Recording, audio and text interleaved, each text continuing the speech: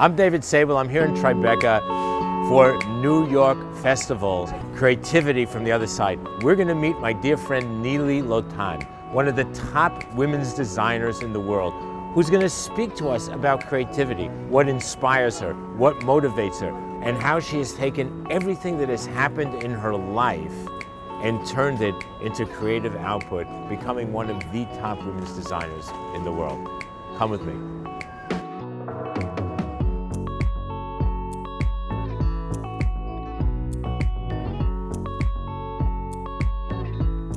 Nili, thank you so much. Of course. And it's wonderful to be here.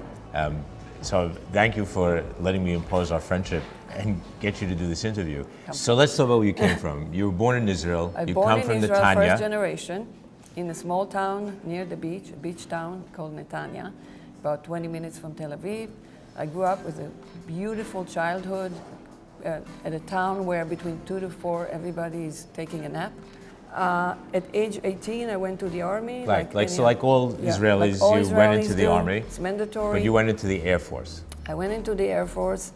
At first, they actually test you and to see what can you contribute to the army at the age 18. So you weren't designing uniforms yet for the Not Israel. yet, but I was put in a position of kind of, in a way, leading all the girls in my unit, which was quite overwhelming at the age 18 to be told that now you're in charge of your peers. And the worst was that every night I was supposed to go from one room to another and make sure that there are no boys in the room. Now, I was dying to be in the room with them and those boys, but I had to be the one kicking out all the boys. That's what they gave me, and that's what I did very quickly. I mean, first I was stationed near home. And I think this is all important because we're talking about what is the ingredients that make me who I am today. Quite a lot of this comes from, you know, the places that I've seen, the challenges that I had to resolve when I was at a younger age. After 2 years in the army, I enrolled to Shankar College, which is the only fashion school in Israel. And I actually enrolled to the very, very first year where this was recognized as an academic institute. Prior to that, my father would not let me go there. I mean, his aspiration was that I will become either, obviously, a lawyer or an accountant or anything along these lines of a good Jewish girl. And today you're kind of all of those things he would together be very with proud, together with very being a proud. designer. We'll talk about yeah. that. And I always say, I think the biggest challenge or the biggest responsibility that we have as a parents is to identify the talents of our kids and help them and lead them, you know, to the point where they feel it themselves. So I think my mom did the greatest service to me by identifying that my talent, my ability to draw, my attraction to beauty and to architecture from a very young age to music is where my future lays. During this time of school, I was 21 years old. I got married to a pilot in the Israeli Air Force. When he finished his military service, and I exactly that date, that month finished my school, his dream was to study in the US. He was already 23 or 24, which very old. Very old, and he didn't want to go through the process of going to school in Israel with 18 years old or 20 years old. So we came here. And that's where my fashion career took off. Basically, I had 4 jobs in my entire 23 years before I started this business. I think this is something that doesn't exist these days. People come in, to do it a year, 2 years, it's already like, I need to get out of here, I need to get another experience. I'm not getting the best out of myself, and they're moving. I had paid my dues in every company that I worked for. I worked for 6 years. I studied it, I learned everything that I could from one place. I gave my talent and moved to the next one. Right. So each job that you had was a different learning experience that you were able to apply to the next job and the next job and build your creativity from the bottom up. That's correct. I even, when I describe that part of my career, I always say that from every company that I've been, I took something. And I wouldn't mention name, but some of them I learned everything what not to do. So I think from learning what not to do and learning what to do, It all summed up to myself being ready to do my own. And so you worked for a couple of different fashion Firms. houses, more fast fashion, more sort of mass, Right. and then you went to Ralph Lauren. This was the most wholesome experience for me as a designer, as a creative person, because a lot of companies, even in the fashion industry, forgot that there is a creativity behind the process. The one thing that I took from working at Ralph, the importance in creativity of one voice. I think that when, I compared it to any other company that I worked for, when there were teams of people, and I'm pro teams, but when it comes to a decision, it has to be one person's decision. So let's talk about Nili Lotan's voice. Okay. How would you define your one voice? So, first let me say that it took me 10 years to define my voice within practicing my own business. The reason why I started my business is to define my own voice. Because till that point, I was basically attending to other people's vision, to other people's direction. When I was on my own and I was at the point where I said, okay, what makes me who I am? Is there any reason for me to have a line on my own? What am I bringing to the world that no one else did? So for 10 years, I created the language of Nili Lotan, of the brand. And after 10 years, I called Vogue and I called some other people and I said, okay, I'm here to announce this is what Nili Lotan is all about. And this is why it makes a reason to have it.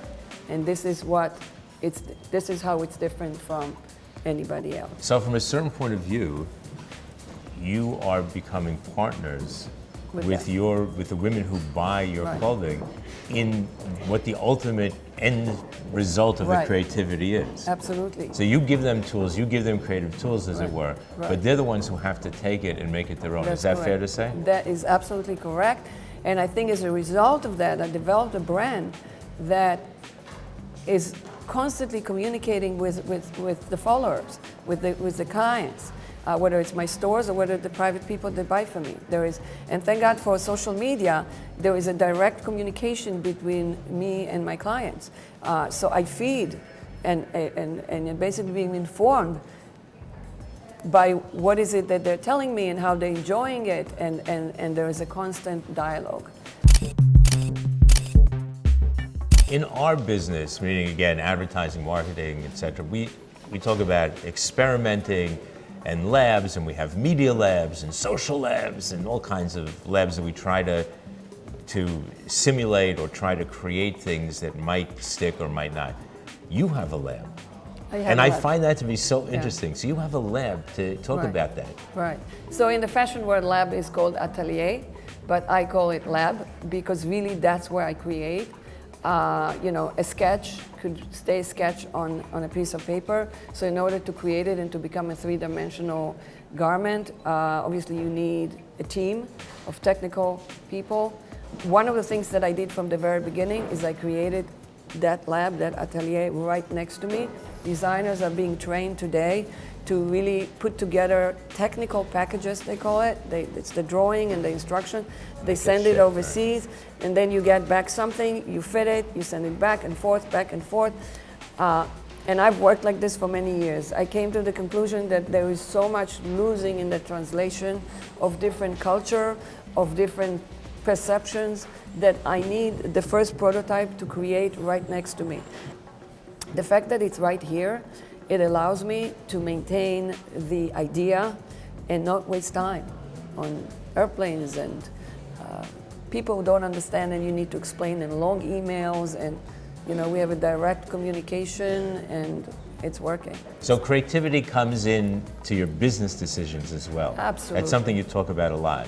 Yeah. So your business decisions, the way you look at the business, so it's not just the inspiration, Right. the talking to people, the understanding, the cultural references, but it's Right. also even into your business decisions. Right. So this is something that I learned about myself, obviously having my own business, where I'm actually confronting most of the day with decision taking one after the other.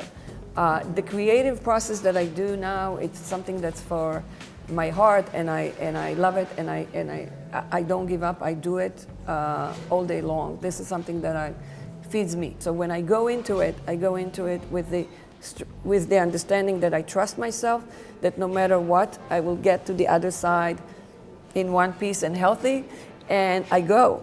And I use my creativity to take the decision. I don't have any business background.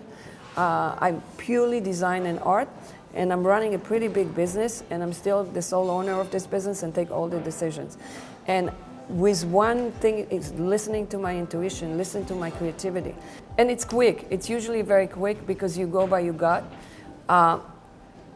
And you're always true to yourself. You might not be absolutely true or successful, but you're always true to yourself. And to me, that's the key. When you're true to yourself, there's nothing to be afraid of. And when you started, your very first mood board, and in our industry we know a lot about mood boards, your very first mood board was very military, even a pilot's jumpsuit, a flight suit on it.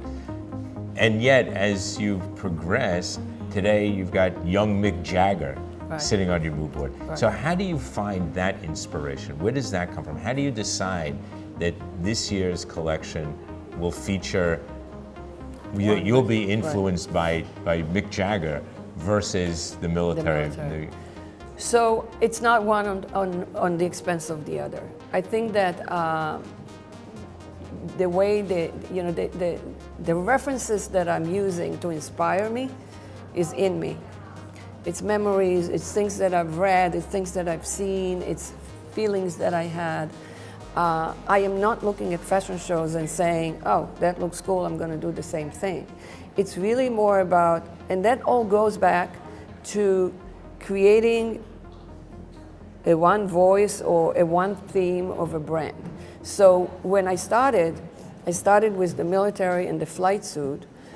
I once heard Annie Leibovitz talking at the Y, and someone asked her, what was the first photos that you took? How did you become such a great photographer? And her answer was, I took pictures of my mom and my dad.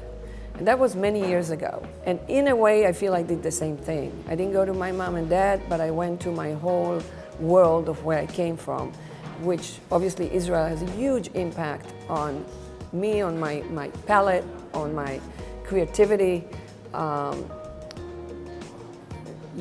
So I went back to there and I said, I'm going to get out of that the strength and the creativity that I need.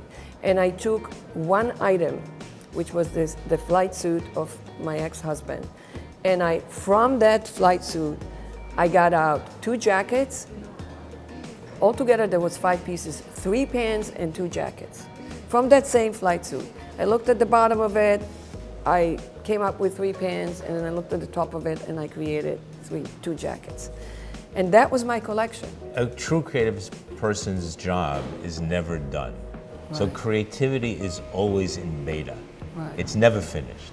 And you live your life like that. You live your life always in beta, always thinking. Just share a little bit of that with us. So yeah, the creativity is a blessing.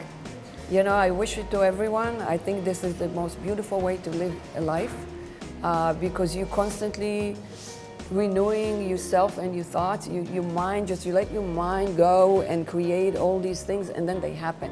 And there's nothing more satisfying than seeing something that you dreamed about happen. There's a sense of accomplishment. There's a sense of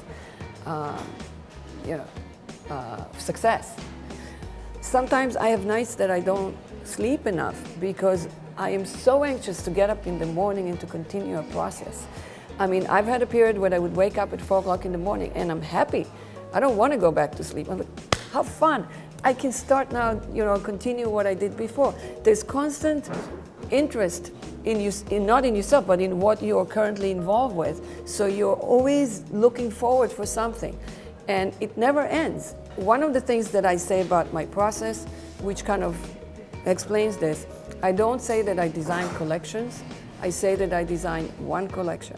And I started it in 2013, and it's still going. It's not like I take different ideas or different inspiration every collection. It's the same ones. Right. That's what keeps it consistent. It's always the same reference. There's always Army in my collection. There's always Mick Jagger in my collection. There is always a Jean Birkin in my collection. There's always the beautiful colors of Israel, of the desert and the beach and the blue water. Everything that consists and who I am, it's in there. So it's one long creative process. That's a great message for our creatives, because I think that sometimes in our business we think that we're only as good as what we did 10 seconds before, and 10 seconds later has to be completely different. And I love the notion of listening to your customers as you do, having the confidence to move forward, to believe in your own creativity and to believe in the people around you and to be able to do what you need to do, and the continuity of it all, and to be inspired by who you are and what actually inspires you.